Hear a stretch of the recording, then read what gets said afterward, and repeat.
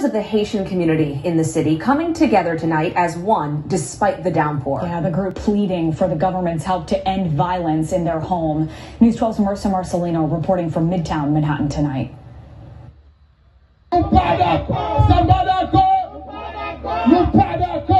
We do not agree.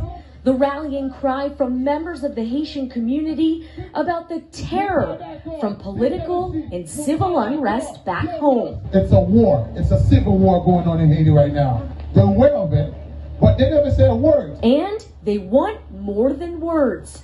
They want action. And a little rain didn't stop them from standing outside of Senator Majority Leader Chuck Schumer's office, calling on him to ask the president to step up and help stop innocent people from being kidnapped, assaulted, and killed. Where do you stand, America? Where do you stand? You every day, our kids are crying. We're being horrified, terrified. And questions turned into pleas for help. We want to ask, work with us.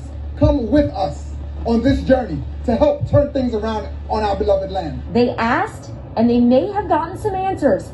A representative from Schumer's office saying this community has the senator's full support. We look forward to working with you in partnership to securing a more stable situation in Haiti that can guarantee those human rights and secure more just process in Haiti and for the diaspora. He added the State Department was briefed today on the instability in Haiti and that the U.S. needs to do all it can to help secure stability, human rights, and economic progress in the country. This especially after the Prime Minister resigned on Wednesday. In Midtown Manhattan, Marissa Marcelino, News 12.